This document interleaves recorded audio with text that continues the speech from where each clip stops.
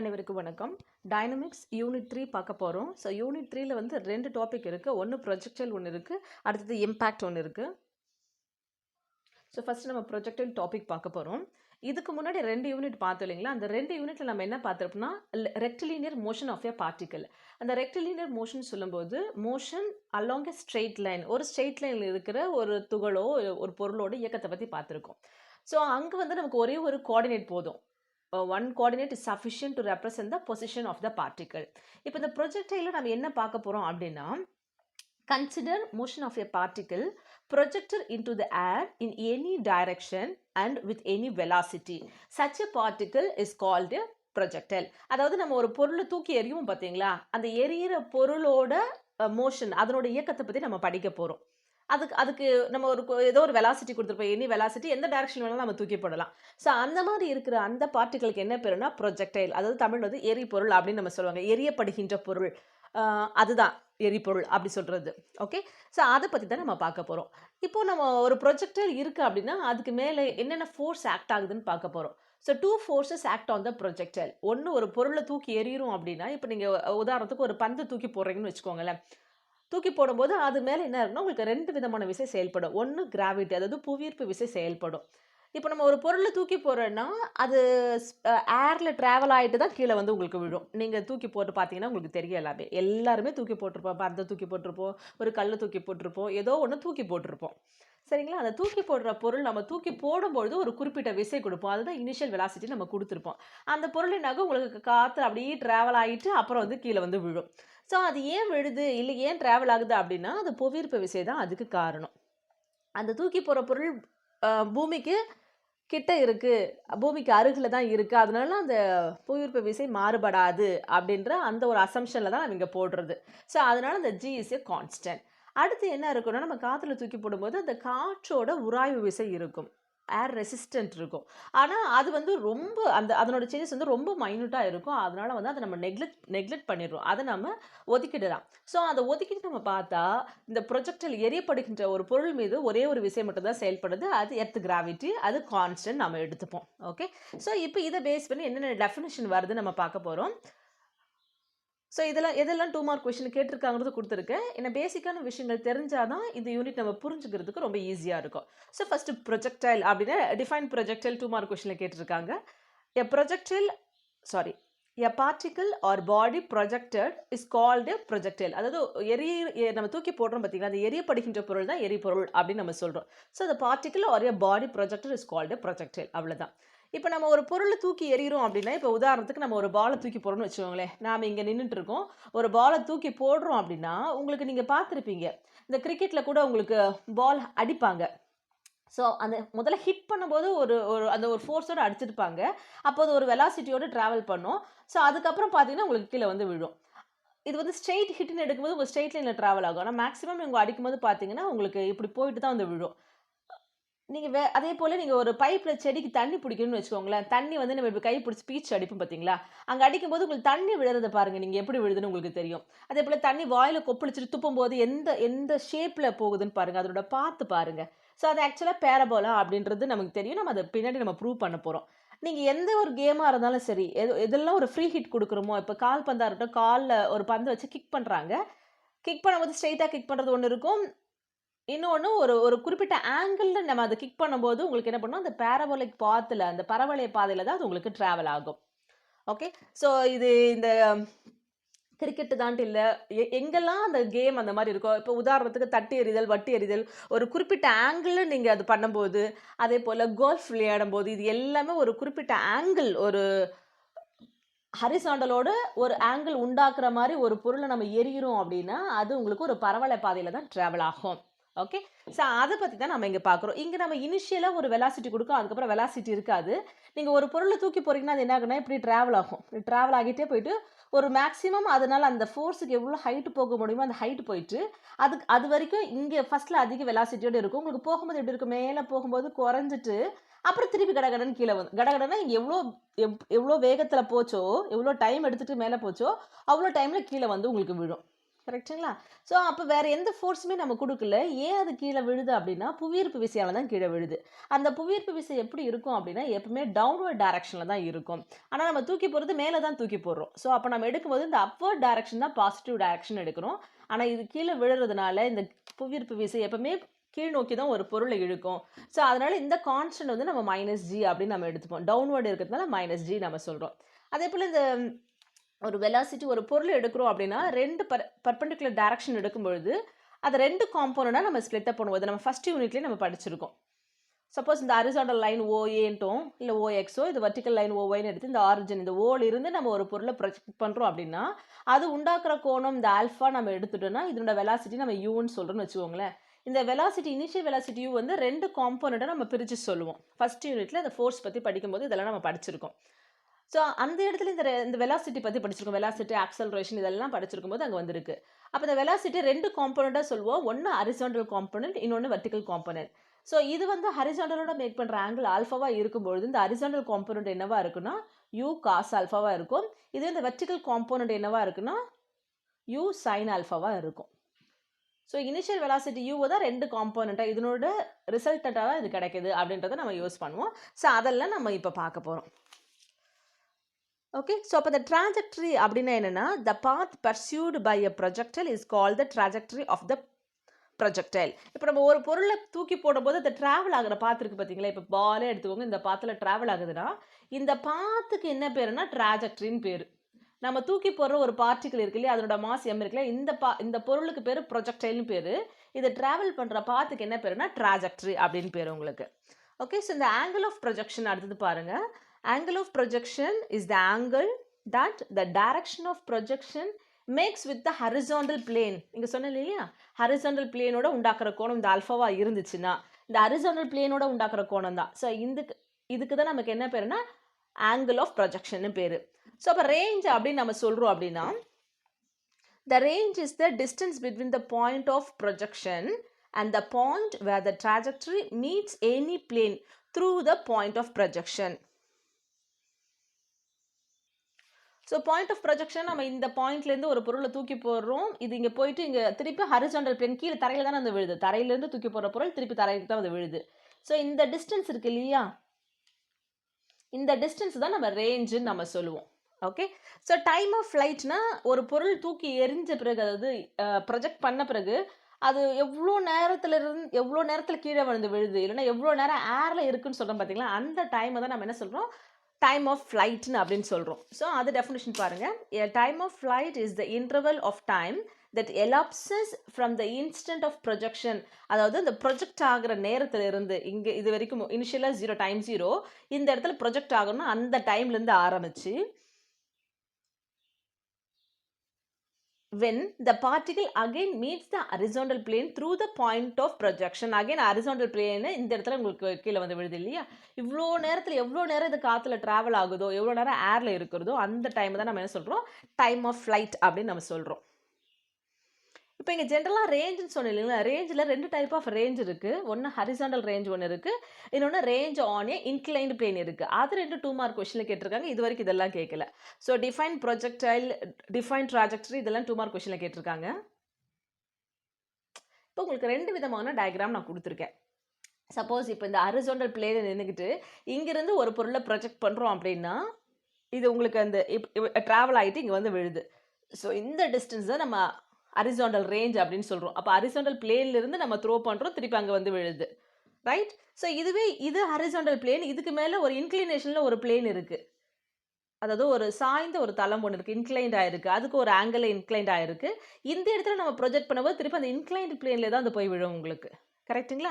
So இந்த range இருக்குது பார்த்தீங்களா, இந்த ஓபின்ற ரேஞ்ச் இருக்குல்ல, இது நம்ம என்ன சொல்கிறோம் range on inclined plane, on an inclined plane அப்படின்னு நம்ம சொல்கிறோம். ஸோ இந்த டெஃபினேஷன் தனித்தனியாகவே 2 மார்க்கில் கேட்டிருக்காங்க. இது ஒரு டைம் கேட்டிருக்காங்க, இது ஒரு டைம் கேட்டிருக்காங்க. ஸோ படிச்சுக்கலாம். If O is the point of projection and if A is the point at which the projectile hits the horizontal plane, அந்த தூக்கி போடுற பொருள் இந்த horizontal planeல ஓலேருந்து ஆரம்பித்து ஏவை வந்து அகைன் மீட் பண்ணுது. ஸோ இந்த ஹரிசாண்டல் பிளேன் இது எங்கிருந்து த்ரூ பண்ணுறோமோ அந்த பிளேன் வழியாக தான் அதுவும் போகுதுன்னு அர்த்தம், சரியா? தென் இந்த OA is called horizontal range. இது 2 மார்க் கொஸ்டின் கேட்டிருக்காங்க, இதுக்கான டயக்ராம் இது. right? Range on an inclined plane சொல்லும்போது suppose OA is the line of greatest slope on an inclined plane. So ஒரு ஹரிசாண்டல் பிளேன் இருக்குது, அதுக்கு மேலே ஒரு பிளேன் இன்க்ளைண்ட் ஆகிருக்கு. அந்த இன்க்ளைண்ட் ஆகிற அந்த லைன் தான் நம்ம என்ன சொல்கிறோம், ஓஏ அப்படின்னு நம்ம சொல்கிறோம். அதான் கிரேட்டஸ்ட் லைன் ஆஃப் ஸ்லோப் அப்படின்னு இங்கே சொல்லியிருக்கோம். If a particle projected from இங்கே ஓலேருந்து ப்ரொஜெக்ட் பண்ணுறோம். ஸோ ஓஏ தான் the line of greatest slope. இதுதான் ஒரு ஆங்கிள் இன்க்ளைண்ட் ஆகிருக்கு வித் ஹரிசாண்டல் பிளேனோட. ஸோ இது ஹரிசாண்டல் பிளேன். இங்கே எழுதிருந்தாலும் நான் இங்கே எழுதலை, ரைட்? இந்த ஓஏ தான் இந்த லைன் இருக்குது. இப்போ ஓவில் வந்து நம்ம ஹிட் பண்ணுற ஒரு ப்ரொஜெக்டைல் வந்து இந்த ஓஏ வந்து பீன்ற இடத்துல மீட் பண்ணுது அப்படின்னா இந்த ஓபியை தான் நம்ம என்ன சொல்கிறோம், range on the inclined plane அப்படின்னு நம்ம சொல்கிறோம். அவ்வளோதான். இது ரெண்டுக்கு மொத்தம் 4 டெஃபினேஷன் 2 மார்க்கில் கேட்டிருக்காங்க. ஓகே, இப்போ forces acting on the projectile. நம்ம இனிஷியலாக பார்க்கும்போது 2 ஃபோர்ஸ் வந்து உங்களுக்கு ப்ரொஜெக்டைல் இருக்கும் அப்படின்னு நம்ம சொல்லியிருக்கோம். ஒன்று வந்து எர்த் கிராவிட்டி, இன்னொன்று ஏர் ரெசிஸ்டன்ட். ஏர் ரெசிஸ்டன்ட் நெக்லிஜிபிள்னா இதை நம்ம விட்டுலாம், ஒன்லி கிராவிட்டி மட்டும் தான் இருக்குது அப்படின்னு நம்ம எடுத்துக்கிறோம். ஸோ ப்ரொஜெக்டைல் எடுக்கும்போது நம்மளோட அசம்ஷன் என்னன்னா only one force acting on the projectile. So அதுதான் இங்கே எழுதியிருக்கேன். The forces acting on a projectile, the only force acting on a projectile is the earth gravity, which is always vertically downward. ஏன்னா நம்ம எந்த பொருளை தூக்கி போட்டாலும் அது கீழே விழுறதுக்கு என்ன காரணம், புவியீர்ப்பு விசை அந்த பொருளை தன்னோக்கி இழுக்குது. அந்த கிராவிட்டி தான் அது மேலே இருக்கிறதுனால அது வெர்டிகலி டவுன்வர்டு அப்படின்னு டவுன்வர்ட் டைரக்ஷனில் தான் அந்த ஃபோர்ஸ் உங்களுக்கு ஆக்ட் ஆகுது அப்படின்னு நம்ம சொல்கிறோம்.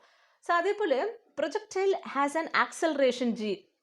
ஏன்னா நம்ம இந்த ஈக்குவேஷன் ஆஃப் மோஷன் நமக்கு என்ன வரும், force equal to mass into acceleration அப்படின்னு நம்ம சொல்லுவோம் இல்லையா. இந்த ஆக்சலரேஷன் தான் இந்த இடத்துல நமக்கு ஜி அப்படின்னு நம்ம சொல்கிறோம். அதாவது வெர்டிகலி டவுன்வர்டாக இருக்கிறதுனால -mg நம்ம சொல்லுவோம். Okay, so the projectile as an acceleration G always in the vertically downward direction. So நான் சொன்ன மாதிரி டிஸ்பிளேஸ்மெண்ட் ஆஃப் த ப்ரொஜெக்டைல் வந்து 2 காம்போனண்ட்டாக நம்ம பார்க்க போகிறோம். So consider the displacement. இப்போ டிஸ்பிளேஸ்மெண்ட் அப்படின்னா என்னென்னா, இப்போ நமக்கு டிஸ்டன்ஸ்னால் தெரியும், ஒரு குறிப்பிட்ட டிஸ்டன்ஸில் இருக்குது அப்படின்னு நம்ம சொல்லுவோம். டிஸ்பிளேஸ்மெண்ட் அப்படின்னா டிஸ்டன்ஸ் வித் டைரக்ஷன் அர்த்தம். சாரி. ஸோ அந்த மோஷன் வந்து சேஞ்ச் ஆஃப் பொசிஷன் நம்ம சொல்லுவோம். ஸோ அந்த சேஞ்ச் ஆஃப் பொசிஷன் வந்து ஸ்கேலார். ஆக்சுவலாக அது எவ்வளோ டிஸ்டன்ஸ் எவ்வளோ டிஸ்டன்ஸ் ட்ராவல் பண்ணியிருக்குது நம்ம சொல்கிறது ஸ்கேலார். டிஸ்பிளேஸ்மெண்ட் சொல்லும்போது டிஸ்டன்ஸ் வித் டைரக்ஷன், ஸோ அது வெக்டார் குவான்டிட்டி. அப்போ டிஸ்டன்ஸோட ஸ்கேலார் ஃபார்ம் தான், சாரி, டிஸ்பிளேஸ்மெண்ட்டோட ஸ்கேலார் ஃபார்ம் தான் டிஸ்டன்ஸ். ஸோ அதே போல் நம்ம வெலாசிட்டின்னு சொல்லும்போது இது வெக்டார் ஃபார்ம். வெலாசிட்டியோட ஸ்கேலார் ஃபார்ம் அந்த மேக்னிடியூட் மட்டும் எடுக்கிறதா ஸ்பீடு. ஸோ ப்ரொஜெக்டைலோட டிஸ்பிளேஸ்மெண்ட் நம்ம பார்க்க போகிறோம். Consider the displacement of projectile as the resultant of 2 perpendicular displacement. அப்போ 2 perpendicular directionல இருக்கிற அந்த டிஸ்பிளேஸ்மெண்ட்டோட ரிசல்டண்ட்டை தான் நம்ம என்ன சொல்கிறோம், டிஸ்பிளேஸ்மெண்ட் ஆஃப் த ப்ரொஜெக்டைல் நம்ம சொல்கிறோம். ஸோ இப்போ ஹரிசாண்டல் டிஸ்பிளேஸ்மெண்ட், இப்போ நம்ம ஒரு பொருளை எரியிறோம் அப்படின்னா இப்படி தூக்கி தான் போகிறோம், அந்த வெர்டிகலாக தான் நம்ம தூக்கி போடுறோம், கரெக்டுங்களா? அப்போ ஹரிசாண்டலாக அங்கே பார்த்தீங்கன்னா எந்த ஃபோர்ஸுமே எடுக்காது. இப்போ ஹரிசாண்டலில் நோ ஃபோர்ஸ். அப்போ acceleration of the projectile is 0. ஃபோர்ஸ்னால் நம்ம அகைன் நம்ம சொல்லும் போது ஃபோர்ஸ் வந்து equal to mass into acceleration. ஃபோர்ஸே இல்லை, நோ ஃபோர்ஸ் மீன்ஸ் இந்த MA வந்து 0. MA 0 implies acceleration is 0. ஆக்சலரேஷன் 0 இம்ப்ளைஸ் த வெலாசிட்டி V வந்து இஸ் எ கான்ஸ்டன்ட். கரெக்டாக? அப்போ உங்களுக்கு ஹரிசாண்டல் டிஸ்பிளேஸ்மெண்ட் நமக்கு சொல்லும்பொழுது no force, acceleration of the projectile வந்து 0. ஸோ அப்போ projectile moves in the horizontal direction with a constant velocity. அப்போ அந்த கான்ஸ்டன்ட் வெலாசிட்டி அப்படின்னா என்ன அப்படின்னா, which is nothing but the component of velocity of the projectile in this direction. So நம்ம ஏற்கனவே சொன்ன மாதிரி இப்போ u தான் the initial velocity of the projectile which makes an angle alpha with the horizontal. இது angle of inclination அப்படின்னா இந்த வெலாசிட்டியோட horizontal component u cos alpha, vertical component வந்து u sin alpha. அப்போ இந்த horizontal displacementல projectile வந்து நமக்கு கான்ஸ்டன்ட் வெலாசிட்டியில் போகுதுன்னா அந்த கான்ஸ்டன்ட் வெலாசிட்டி என்னவா இருக்கும், இந்த horizontal velocity, horizontal component of the velocity of the projectile. அப்போ u cos alpha தான் அந்த வெலாசிட்டி, ரைட்? ஸோ அதை பற்றி தான் இங்கே திருப்பி இன்னும் கொஞ்சம் சொல்லியிருக்கோம். If a projectile is projected with a velocity u, அதாவது initial velocity u in a direction, ஏன்னா நம்ம வெலாசிட்டி சொல்லும்போது வித் டைரக்ஷன் சொல்கிறோம். ஸோ இன் எனி டைரக்ஷன், அப்போ ஜென்ரலாக இன் a direction which is inclined to the horizontal at an angle alpha, then the horizontal component of velocity நம்ம ஏற்கனவே என்ன சொல்லியிருக்கோம், u cos alpha ன்னு சொல்லியிருக்கோம். ஏற்கனவே ஃபர்ஸ்ட் யூனிட்ல நம்ம என்ன படிச்சிருக்கோம், இல்லை சின்ன கிளாஸ்ல படிச்சிருக்கோம், டிஸ்டன்ஸ் எப்படி கண்டுபிடிப்போம், ஸ்பீட் இன்ட்டு டைம் நம்ம படிப்போம். ஏன்னா டிஸ்டன்ஸ் வந்து ஸ்கேலார் குவான்டிட்டி, அதாவது வெறும் மேக்னிடியூட் மட்டும் இருக்கிறது, ஸ்பீடும் மேக்னிடியூட் மட்டும் இருக்கிறது.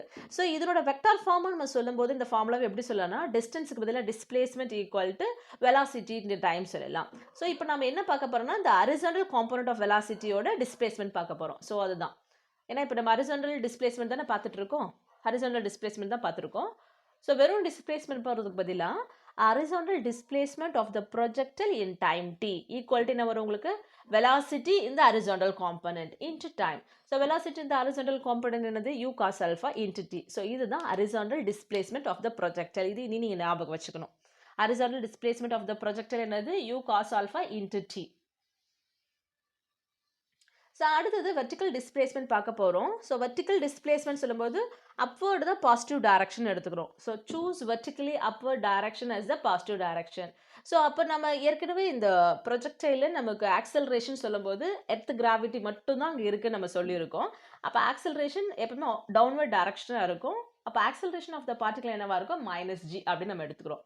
இந்த வெர்டிக்கல் டிஸ்பிளேஸ்மெண்ட் நம்ம கண்டுபிடிக்கிறதுக்கு நம்ம என்ன பண்ண போறோம்னா, இந்த ஆக்சலரேஷன் என்ன, இப்போ இந்த -g கான்ஸ்டன்ட் ஆக்சலரேஷன்.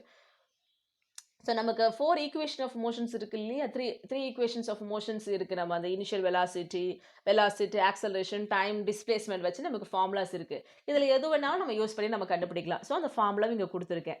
ஸோ அதுதான் இங்கே எழுதியிருக்கோம். Vertical displacement is obtained by using constant acceleration as v equal to u plus at, s equal to ut plus of at square, v square equal to u square plus 2as.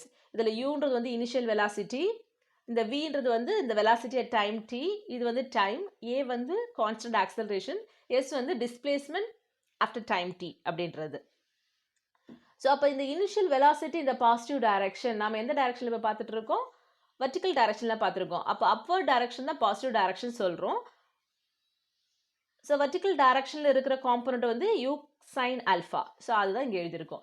Initial velocity இந்த positive direction வந்து u sin alpha, right? Okay. So இப்போ இந்த ரெண்டு டிஸ்பிளேஸ்மெண்ட்லேருந்து நம்மளோட conclusion என்ன அப்படின்னு பார்த்தீங்கன்னா, இப்போது இந்த ஹரிசாண்டல் டிஸ்பிளேஸ்மெண்ட் நம்ம எடுக்கும் பொழுது நம்ம என்ன சொல்லியிருக்கோம், அங்கே ஃபோர்ஸே இருக்காது, ஆக்சலரேஷன் 0 இம்ப்ளைஸ் இந்த இடத்துல வெலாசிட்டி வந்து கான்ஸ்டன்ட் வெலாசிட்டி அப்படின்னு சொல்லியிருக்கோம். அப்போ கான்ஸ்டன்ட் வெலாசிட்டினா it's nothing but uniform velocity, right? அதுவே வெர்டிக்கல் டிஸ்பிளேஸ்மெண்ட் எடுக்கும்பொழுது வெர்டிக்கலாக நமக்கு ஆக்ட் ஆகிறது ஒன்றே ஒன்று என்ன அப்படின்னா, ஆக்சலரேஷன் ஆஃப் த எர்த்தோட கிராவிட்டி தான் ஆக்சலரேஷனாக இருக்கும். இது கான்ஸ்டன்ட். ஸோ அப்போ இது கான்ஸ்டன்ட் ஆக்சலரேஷனை நம்ம யூனிஃபார்ம் ஆக்சலரேஷன் சொல்லலாம். ஸோ அதுதான் இங்கே கன்க்ளூஷனாக கொடுத்துருக்கேன். The motion of the projectile is the superimposition of two motions. One is uniform velocity. இந்த uniform velocity எங்க இருக்கு, horizontal directionல இருக்கு. Second one is uniform acceleration. இது எங்க இருக்குன்னா vertical directionல இருக்கு, ரைட்? ஸோ இந்த கன்க்ளூஷன்ல இருந்து இன்னொரு விதமா எப்படி சொல்லலாம்னா, இதுல ரெண்டு ஃபண்டமெண்டல் பிரின்சிபிள் தான் நம்ம ஞாபகம் வச்சுக்கிறோம். இது மோஷன் பத்தி பேசுகிறோம். மோஷன்னா ஒரு பார்ட்டிகிள் எவ்வளோ ட்ராவல் ஆகிருக்கு, எந்த வகையில் சேஞ்ச் ஆகுது அப்படின்றத பார்க்குறது. இதுவே இன்னும் வேறு விதமாக சொல்கிறது அப்படின்னா, ஏன் வேறு விதமாக வேர்டிங்ஸ் கொடுத்து இதே ஸ்டேட்மெண்ட் நம்ம எழுதுகிறோம் அப்படின்னா, ப்ராப்ளம் போடும்பொழுது எப்படி கொடுத்துருந்தாலும் நம்மளால் அந்த ப்ராப்ளத்தை அண்டர்ஸ்டாண்ட் பண்ணிக்க முடியும். அதுக்காக தான். ஸோ இங்கே 2 fundamental principles act on the projectile. அப்படி என்ன அப்படின்னா, த ஹரிசாண்டல் வெலாசிட்டி ரிமைன்ஸ் கான்ஸ்டன்ட். ஏன்னா இங்கே யூனிஃபார்ம் வெலாசிட்டி இந்த ஹரிசாண்டல் டைரக்ஷன் சொல்லியிருக்கோம் இல்லையா, which means the horizontal velocity remains constant throughout the motion of a projectile. அப்போ motion of a projectile என்ன, ஒரு பொருளை இப்படி எரிய ஆரம்பிக்கிறோம், அது எரிய ஆரம்பிச்சதுல இருந்து திருப்பியும் இந்த horizontal plane வந்து அடையுது பார்த்தீங்களா, அதுதான் motion of the projectile. தரையில் வந்துடுச்சுன்னா அந்த ப்ரொஜெக்டைலோட மோஷன் ஸ்டாப் ஆயிடுச்சுன்னு அர்த்தம், கரெக்ட்? ஸோ அது வரைக்கும் இருக்கிறத நம்ம மோஷன் ஆஃப் ப்ரொஜெக்டைல் சொல்கிறோம். அந்த ஃபுல் மோஷன் அந்த எரியிற அந்த நிகழ்வு நடக்கும் பொழுது உங்களுக்கு ஹரிசாண்டல் வெலாசிட்டி எப்பவுமே கான்ஸ்டண்டாக இருக்கும். அது ஒரு பிரின்சிபல். செகண்ட் என்னன்னா, the vertical component of the velocity will be subject to the retardation G. Retardation அப்படின்னா உங்களுக்கு வந்து அந்த ஸ்லோ ஆகுறது. இப்போ வெலாசிட்டி நம்ம இப்படி தூக்கி எரியும் பொழுது வேகமாக தான் போகும். ஆனால் நீங்கள் பார்க்கும் போதே உங்களுக்கு தெரியும், ஒரு அப்படி போக போக போக அந்த வெலாசிட்டி மேலே போக போக குறைஞ்சிட்டே இருக்கும். ஒரு கட்டத்தில் 0 ஆகிட்டு திருப்பி கடகடன்னு விழ ஆரம்பிக்கும். கடகடன்னா உங்களுக்கு அதே ஸ்பீடில் தான் விழ ஆரம்பிக்கும். இங்கே போகும்போது அப்படி வர ஆரம்பிக்கும், கரெக்டுங்களா? ஸோ அது எதை டிபெண்ட் பண்ணியிருக்குன்னா, அந்த ஜீன்ற அந்த எர்த் கிராவிட்டியை டிபெண்ட் பண்ணியிருக்கு. இந்த ரெண்டு பிரின்சிபல் தான் உங்களுக்கு எதில் ஆக்ட் ஆகுது அப்படின்னா, ப்ரொஜெக்டைல் அது எரிபொருளில் உங்களுக்கு ஆக்ட் ஆகிட்டு இருக்கு. ஸோ நேச்சர் ஆஃப் ட்ராஜெக்ட்ரினா என்ன உங்களுக்கு அந்த ப்ரொஜெக்டைலோட பாத்து ஒரு பொருளை தூக்கி எறியும் பொழுதோ இல்லை அது ஒரு ஃபோர்ஸ் கொடுத்து ஏரில் நம்ம அனுப்பும் பொழுது உங்களுக்கு அதனோட ட்ராவல் ஆகிற பாத்தை கண்டுபிடிக்கிறது நம்ம ட்ராஜெக்ட்ரி நம்ம சொல்கிறோம்.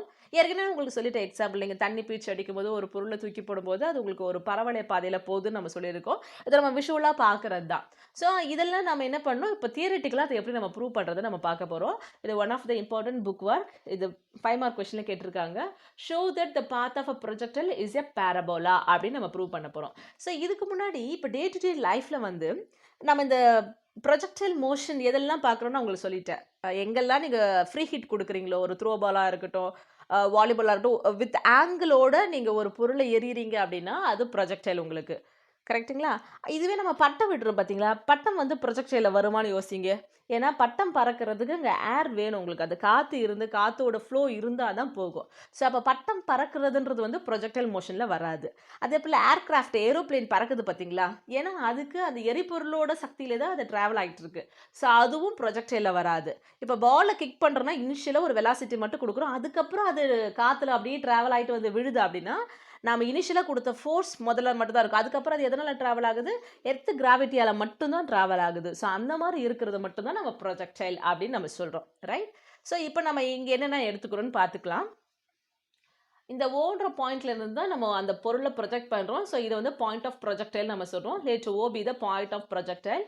அந்த யூ வந்து velocity of the projection, alpha angle of projection. ஏன்னா இப்போ இந்த இடத்துல நீங்கள் ஒரு லைனாக எடுக்கிறீங்கன்னா இங்கே மேக் பண்ணுற ஆங்கிள் ஆல்ஃபா. அது தனியாக நான் டயக்ராமாக கொடுத்துருக்கேன். ஸோ அந்த இனிஷியல் வெலாசிட்டி, இதனோட horizontal component, vertical component, angle of projection alpha. கரெக்டா? ஏன்றது என்ன, ஏன்ற பாயிண்ட் என்னன்னா particle hit the horizontal plane through A. அதாவது அந்த பிளேன் வந்து through O. A particle hit the horizontal plane. So through O, அதாவது அந்த பிளேன் எங்கே நம்ம ஓலேருந்து ஆரம்பிச்சோமோ அந்த பிளேன் அகைன் ஓ வழியாக பாஸ் ஆகிருக்கணும். அந்த அந்த ஒரே அந்த பிளேனில் இருக்கும்போது தான் ஏ ஹிட் ஆகுதுன்னு அர்த்தம்.